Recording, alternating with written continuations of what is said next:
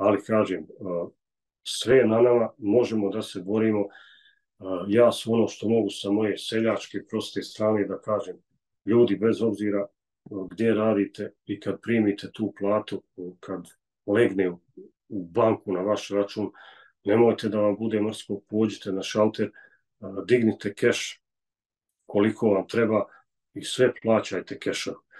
Ali ljudi, eto, kažem, prihvataju tu nešto je jednostavnije ili jednostavno se osjećaju nešto moćnijim kad dođu u kafić ili restoran, pa kad konobar pita kako plaćate kešom ili karticom, oni ovako, pa karticom.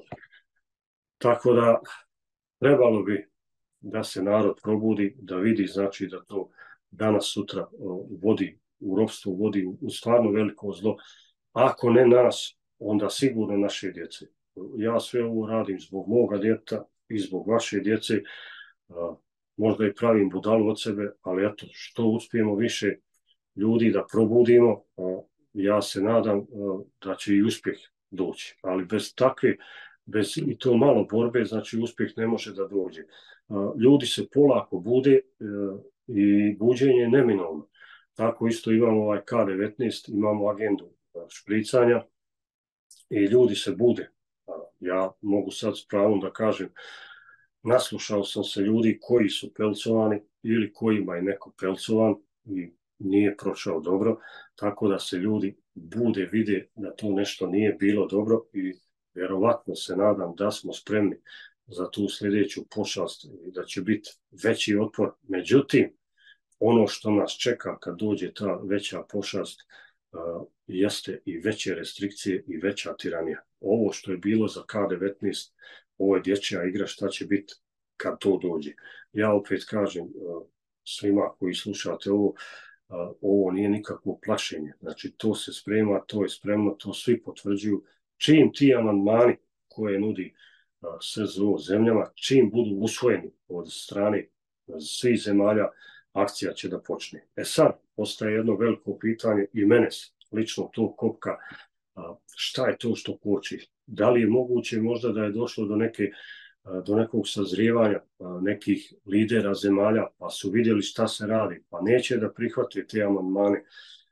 Imamo primjer, ja mislim da Tajland bješe, kralju Tajlanda ili vladaru, valjda je ćerka stradala od uboda kompanije F, tako da je ovaj vidio šta se radi, poludio i istjerao kompaniju F iz svoje zemlje i vjerovatno obustavi tu kampanju, stvarno ne znam, tu lupam, ali uglavnom tako je bilo. Tako da, dok nas zmija ne ujede, mi nećemo da reagujemo i nećemo da kažem na neki način da se borimo.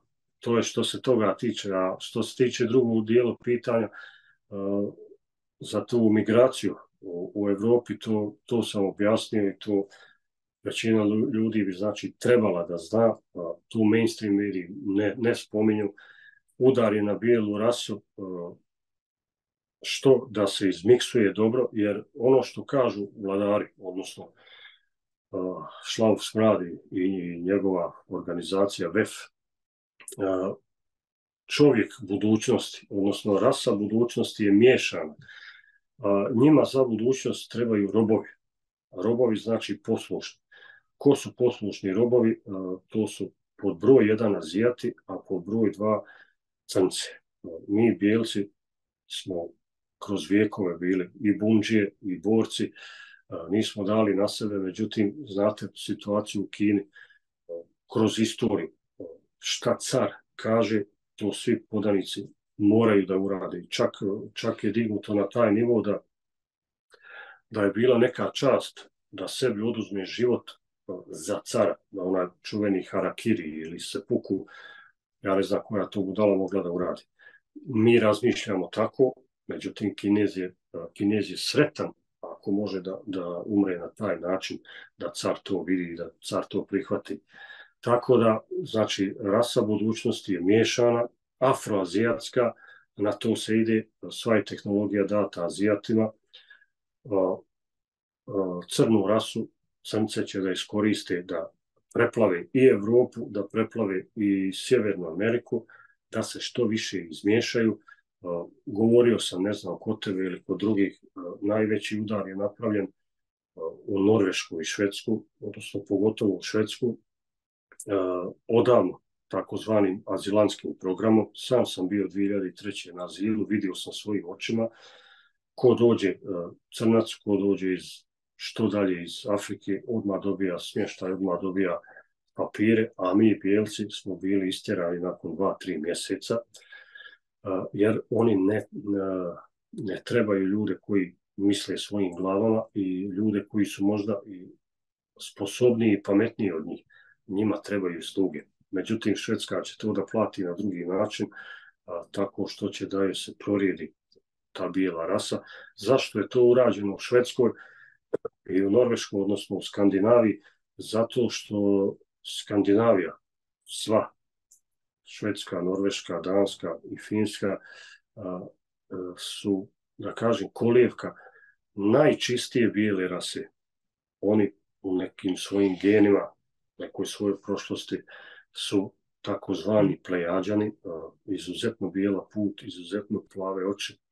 Znači, to je najčistija bijela rasa na planeti Zemlje. I onda je udar napravljen tu, pa će polako sve to da ide polako prema ekvatoru dole. Tako da, kažem, neki ljudi će možda da vrte glavom na ovo, ali to je, nažalost, sve istina.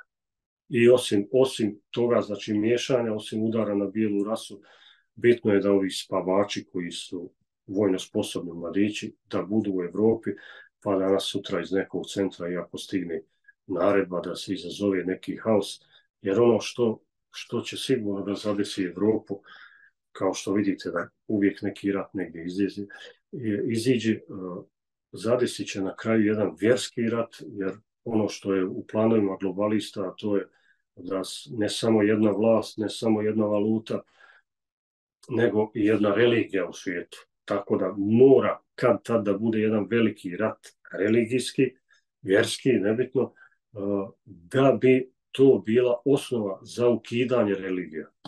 Religije će da se ukinu, to je neminovno, to je u njihovim planovima. Ovo ne pričam ja iz glave. Ja bih volio da mi svi budemo nacionalisti, da čuvamo svoj narod, da čuvamo i svoju vjeru i svoje običaje, svaki. Međutim, vidite šta se radi ovim transgenderizmom, vidite šta se radi ovim zakonima, znači ne smiješ nikome riječ da kažeš, i šta se radi uopšte proširivanjem.